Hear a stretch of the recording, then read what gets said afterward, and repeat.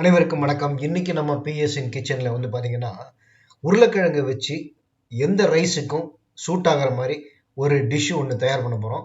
அது ரைஸுக்கு மட்டும் இல்லாம சப்பாத்தி பூரிக்கு கூட இதை எடுத்துக்கலாம். அந்த அளவுக்கு செம டேஸ்டா இருக்கும். வாங்க இதை எப்படி பண்றது பார்க்கலாம். முதல்ல வந்து நான் 4 உருளைக்கிழங்கு, நல்ல பெரிய உருளைக்கிழங்கா 4 உருளைக்கிழங்கு எடுத்திருக்கேன். இதை வந்து நம்ம குக்கர்ல போட்டு ஒரு 2 விசில் விட்டு ரிலீஸ் பண்ணி எடுத்துக்கணும். தோல் நீக்கி தனியாக எடுத்து வச்சுக்கணும். இந்த மீன் டைம் நம்ம வந்து ஒரு 4 பெரிய வெங்காயம், பெல்லாரி வெங்காயத்தை சின்ன சின்னதாக கட் பண்ணி எடுத்துக்கிறோம். ஒரு 3 பச்சை மிளகாயும் பொடி பொடியாக கட் பண்ணி எடுத்து வச்சுக்கிறோம். கொஞ்சமாக இஞ்சி, கார்லிக் பேஸ்ட்டு தனியாக எடுத்து வச்சுக்காங்க. அந்த உருளைக்கிழங்கு வந்து நம்ம வெந்தாச்சு, இதை தோல் நீக்கி எடுத்து வச்சுருக்கோம்.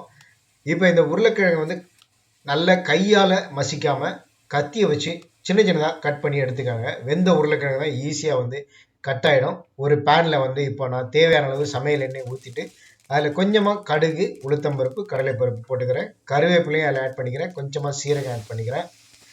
இப்போது நறுக்கி வச்சுருக்கக்கூடிய வெங்காயம், பச்சை மிளகாயை நான் அதில் கொட்டி நல்லா வதக்கிடுறேன்.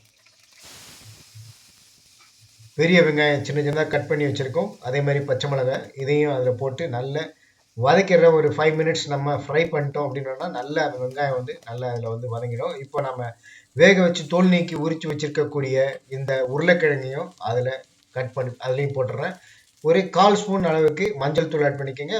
ஒரு ஸ்பூன் அளவுக்கு சில்லி பவுடரும், ஒரு 1.5 ஸ்பூன் அளவுக்கு சால்ட் பவுடரும் ஆட் பண்ணிக்கோங்க. கொஞ்சமாக பெருங்காயம் ஆட் பண்ணிக்கோங்க.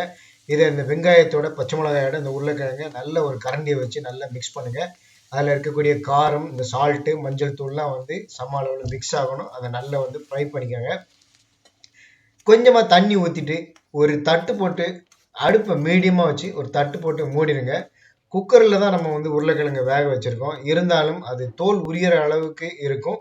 உள்ளே வந்து கொஞ்சம் வேக வேண்டி இருந்தால் கூட இந்த தண்ணி ஊற்றிட்டு நம்ம ஃப்ரை பண்ணும்போது, வதக்கும்போது தண்ணி ஊற்றிட்டு நம்ம ஒரு தட்டு போட்டு மூடிட்டோம் அப்படின்னா அது அந்த ஆவிக்குள்ளே கூட நல்லா வெந்துடும். தண்ணியும் வற்றி போயிடும். இப்போ நல்லா அதை வந்து நம்ம வதக்கிறோம். கொஞ்சமாக பெருங்காயத்தூளும் இதில் நம்ம ஆட் பண்ணியிருக்கோம். கார்லிக், ஜிஞ்சர் பேஸ்ட்டும் ஆட் பண்ணியிருக்கிறதுனால இந்த கேஸ் ட்ரபிள் இருக்கிறவங்க கூட இந்த உருளைக்கிழங்கு சாப்பிட்லாம். கொஞ்சமாக எடுத்துக்கணும், நிறைய எடுத்துக்கிட்டோம்னா ப்ராப்ளம் தான். இதை ஒரு 5 மினிட்ஸ் நல்லா நம்ம வதக்கிட்டோம் அப்படின்னா அதில் இருக்கிற வாட்டர் கண்டென்ட்லாம் கூட ட்ரை ஆகிடும். அதே சமயத்தில் இந்த உருளைக்கிழங்கும் நல்லா ஃப்ரை ஆகிடும். இப்போ சாப்பிட்றதுக்கே இந்த உருளைக்கிழங்கு வந்து தயாராகிடுது. இதை வந்து நம்ம ரைஸுக்கு எடுத்துக்கலாம். எந்த ஒரு ரைஸாக இருந்தாலும் சரி, sambar rice, lemon rice, variety ரைஸுக்கும் எடுத்துக்கலாம். ரசம் சாத்து கூட சாப்பிடலாம். இந்த இன்ஃபேக்ட் மோர் சாத்து கூட இது வந்து செம்ம சூட் ஆகும்.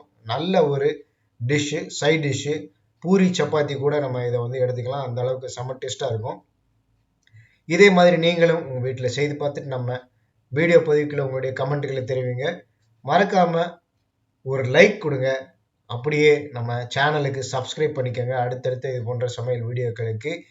வீடியோ பிடிச்சிருந்தனா எல்லாருக்குமே ஷேர் பண்ணுங்கள். நன்றி. அடுத்த ஒரு வீடியோ பதிவில், சமையல் வீடியோ பதிவில் நான் சந்திக்கிறேன். இது பிஎஸ்என் கிச்சன். நன்றி.